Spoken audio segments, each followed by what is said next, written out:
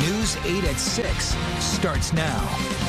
Trial of State Trooper Brian North is underway. He's charged in the death of a West Haven man. We'll have a live report coming up.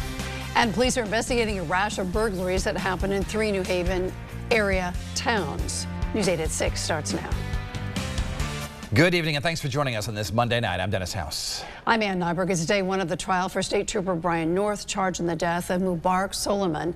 Soulemane is accused of carjacking a driver, then leading police on a chase from Norwalk to West Haven. After that 30-mile chase, police boxed him in and said the 19-year-old would not drop his knife they said he had, which led to the officer-involved shooting.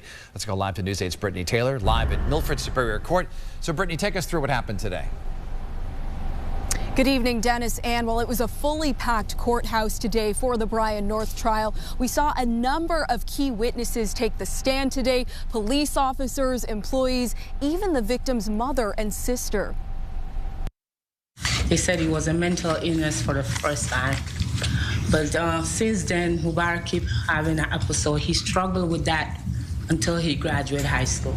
State Trooper Brian North sits emotionless as the mother of the man he is accused of killing testifies. She says her son struggled with schizophrenia and bipolar disorder and at times did not take his medication. Around the time of his death, Soulemane's sister saying he was having an episode. I can tell, by just speaking to him, he was pretty erratic, like he was definitely experiencing a mania. Body camera footage from January 15th, 2020 shows North drawing his gun and firing several shots, killing the 19-year-old who was inside of what police say was a stolen rideshare vehicle. The state arguing North's actions were not justified. The defense argues they were because he had a knife. Is that a photograph of this knife that you just identified? Yes. Okay. His ex-girlfriend telling the court that knife was stolen from her kitchen. 6 jury members and 3 alternatives hearing testimony from numerous other witnesses about the events that transpired that day. First, the man had gone to a Norwalk AT&T multiple times, pulling out the knife. What did the knife look like?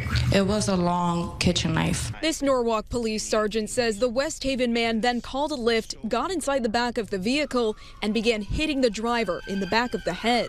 A police dispatch call detailing what happens next. The guy pulls into the gas station and says, "That's it, get out. I've got a gun." This is the Lyft driver. "I've got a gun. Get out of the cab." Both men get out, but Soulemane then steals the vehicle. A police pursuit ensues. And is it fair to say that it was broadcast over the radio that this stolen car incident was now being investigated as a carjacking? Suspect has a knife? Correct. No weapon, no violence, no pushing, just got in the car and drove off, basically, correct? That's my understanding, yes. Yeah, okay. The state is arguing Soulemane simply stole the car. The defense arguing it was a carjacking, a more violent crime. And tomorrow we are expected to hear evidence from the Lyft driver as well as from a crime task force. And the trial will continue over the next couple of weeks. We're live in Milford this evening. Brittany Taylor, News 8.